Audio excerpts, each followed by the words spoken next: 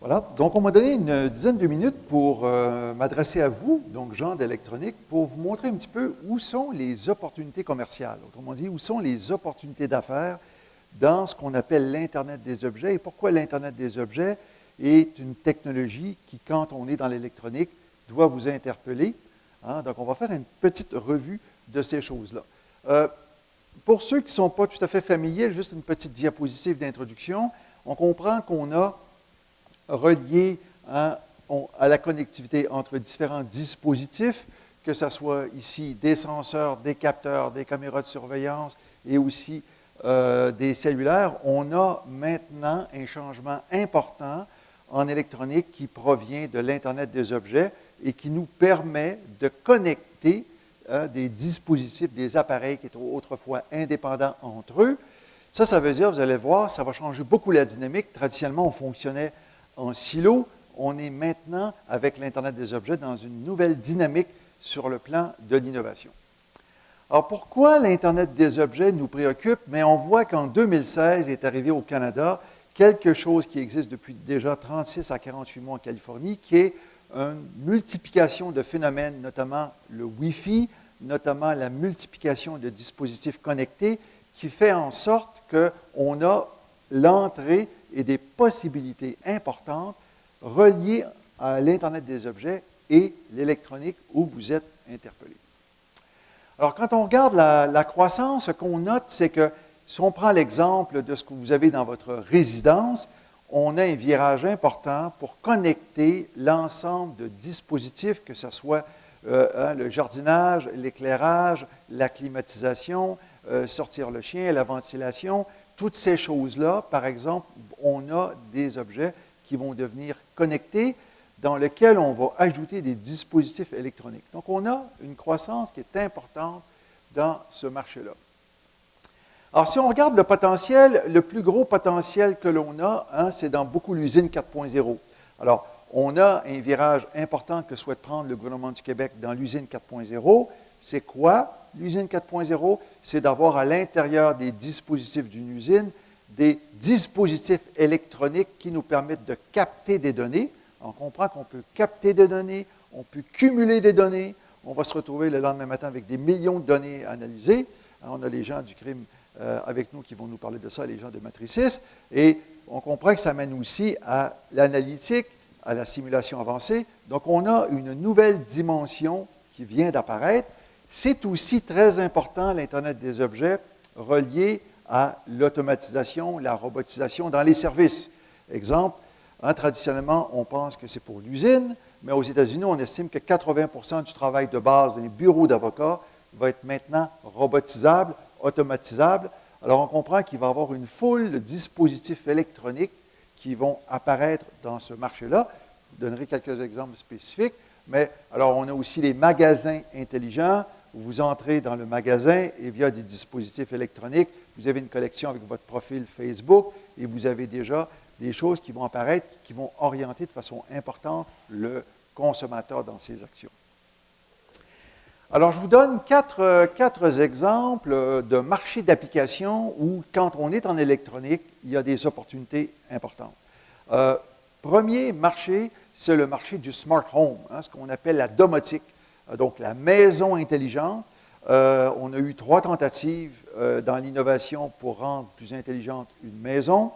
On a cette fois-ci, avec l'Internet des objets, un véritable enjeu relié à la multiplication des fonctions où s'intègre l'électronique pour rendre une maison plus intelligente. Alors, on voit qu'on a en orange là, en bleu, c'est-à-dire on a des dispositifs électroniques, mais on voit qu'on va avoir éventuellement une bataille pour prendre le contrôle de votre résidence et rendre votre résidence intelligente, c'est-à-dire que vous allez pouvoir sortir le chien, partir la ventilation, vérifier si vos enfants et si la gardienne font les devoirs. Toutes ces choses-là vont être maintenant rendues possibles par des dispositifs électroniques. Alors, la bonne nouvelle, c'est qu'on a, dans le bâtiment intelligent, mais aussi dans une résidence, on a une multiplication de possibilités reliées aux dispositifs électroniques. La mauvaise nouvelle, c'est qu'on a des joueurs comme Apple, Google et Netflix qui sont aussi en voie de mettre des balises pour contrôler de plus en plus le marché. Autrement dit, on a des initiatives à prendre pour occuper l'espace et dire dans un certain nombre de créneaux, il y a des possibilités où on doit s'assurer d'occuper l'espace. Alors, un autre qui est très important, c'est le transport intelligent. Alors, transport intelligent, un transport des camions, des autobus, des véhicules. On parle de la ville intelligente, de la multiplication des dispositifs électroniques. Alors, si on regarde, je vous donne un exemple. Ça, c'est des exemples de créneaux en Amérique du Nord où la demande, elle est très importante. Tout ce qui est le smart ticketing, donc la billetterie intelligente, les stationnements intelligents, donner de l'information reliée à des dispositifs électroniques aux passagers qui prend le Bixi, sa voiture, l'autobus et le métro. Tout ce qui est gestion de circulation avec les municipalités. Je vous donne un exemple. On a eu dans le transport intelligent, Transport Robert. Transport Robert, ils font des projets d'expérimentation. Alors, avec le Fitbit que vous avez ici, vous savez si vous avez bien mal dormi la nuit dernière. Alors, ils connectent les informations du Fitbit du chauffeur de camion avec sa conduite et ils ont répertorié le fait que s'il y a trop de mouvements de réajustement sur la route, bien, on comprend que peut-être que le chauffeur a besoin d'une petite sieste ou d'un petit repos. Bon, alors c'est un exemple d'une fonctionnalité assez simple où il y a des dispositifs électroniques, mais on a des choses là. Un autre exemple, la compagnie Volvo a désigné le Québec comme un projet de plaque tournante nord-américaine dans le transport, dans les autobus électriques en Amérique du Nord.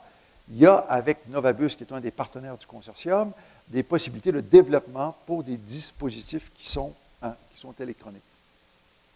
Alors, on voit qu'on en a, puis le changement pour vous, c'est qu'on a la fabrication, on a évidemment les logiciels, mais on va avoir aussi de plus en plus des fonctionnalités de service où l'électronique va migrer vers la gestion des données et les services qui sont associés à ça.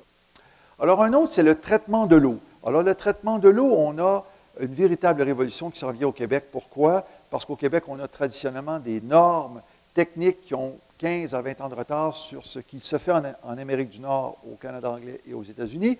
Et dans le traitement de l'eau est apparue l'électronique et l'instrumentation.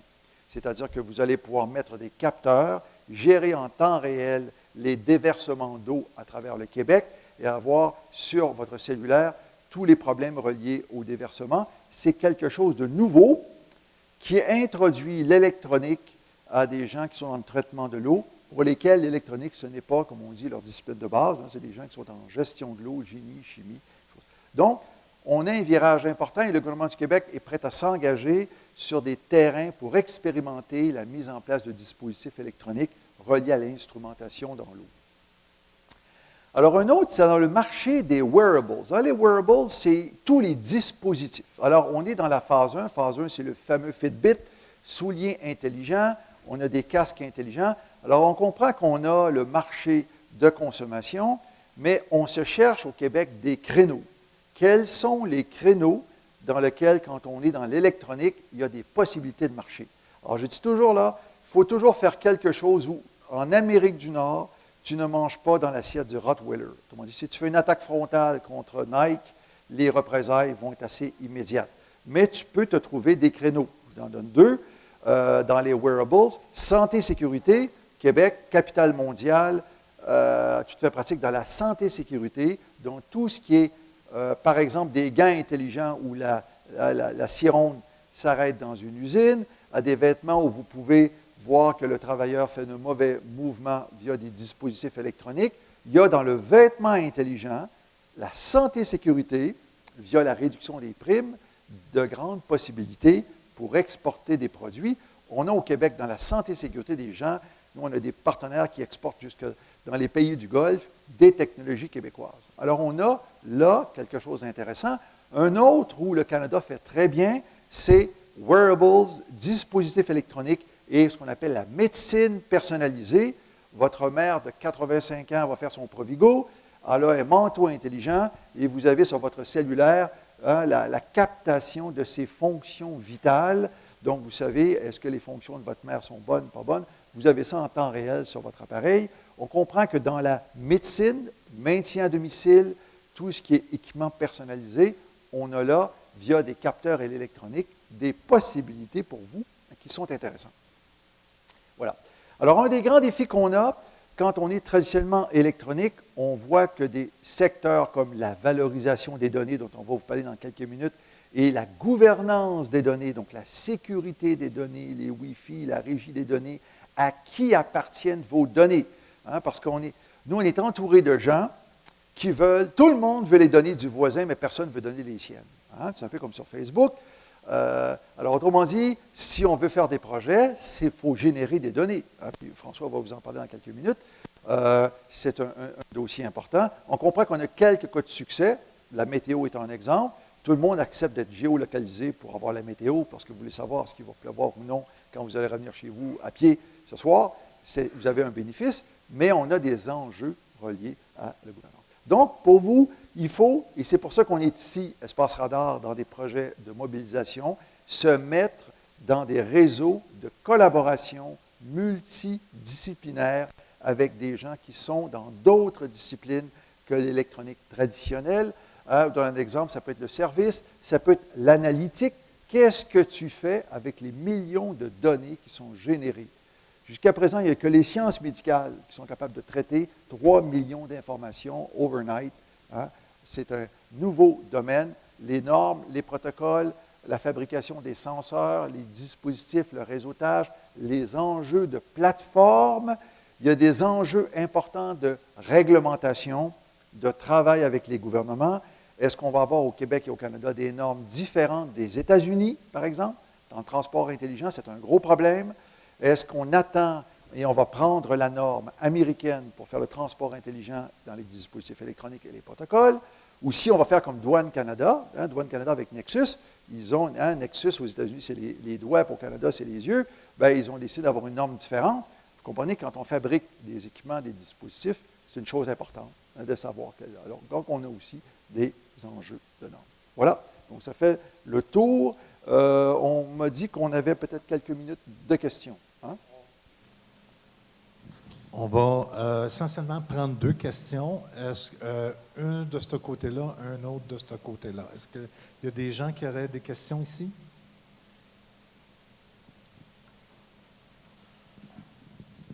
Bonjour, Sylvain Poirier, Inédit. Quand on parle de l'Internet des objets, pour moi, le discours est très unilinéaire, c'est-à-dire qu'on regarde toujours les possibilités, puis on ne regarde jamais les conséquences. Oui. Et si on est pour regarder des options de marché, éventuellement, il y a la notion des déchets à gérer. Il y a beaucoup à faire de ce côté-là, puis personne n'a dit que des déchets, ça ne peut pas éventuellement être une business, puis ça ne peut pas rapporter. Il y a aussi, au niveau des pertes d'emploi, quand on parle de l'industrie 4.0, ben, ces gens-là, il faut les reformer, il faut les... Tout à fait. Donc, je vais juste vous entendre sur on parle beaucoup d'une direction, mais qu'est-ce qui fait avec ceux qui traînent ou ceux qui ne suivent pas? Comment on réagit? Oui. Moi, je vous répondrai tout de suite que le thème, si vous êtes en environnement, le nouveau buzzword, c'est Smart Clean Tech. Nous, on a des projets sur les technologies environnementales propres. Donc, le Smart Clean Tech, le SMART, donc l'Internet des objets, l'intelligence, est arrivé dans l'environnement. Ça va de la foresterie à l'agriculture, à la gestion des déchets. On a là une petite révolution qui ouvre la perspective à de nouveaux marchés hein, pour lesquels on n'avait pas accès. Et ça, c'est une première chose. Et l'autre chose, c'est clair que via l'automatisation et l'Internet des objets, on va avoir beaucoup d'impacts sociaux. Vous savez, Bill Gates dit à la blague qu'il va falloir taxer les robots. Hein. Autrement dit, si vous dites que prenons l'exemple traitement de l'eau, une grande partie des tâches actuellement faites par des êtres humains vont être faites maintenant par des robots. Hein, soyons clairs, c'est clair qu'il y a beaucoup de conséquences sociales à gérer sur cette chose-là. C'est clair aussi que si vous êtes une institution d'enseignement, je prends l'exemple des traitements de l'eau, avec le Cégep Saint-Laurent dans le centre du traitement de l'eau, il y a des revisions de programmes importantes à faire pour qu'on ait des techniciens et des professionnels adaptés. Donc, beaucoup d'enjeux, je vous rejoins bien sur le plan social et sur le plan économique. Okay. Vincent, on va aller pour une dernière question. Question rapide, réponse rapide. Merci. Ce côté-ci. C'est beau. Vincent?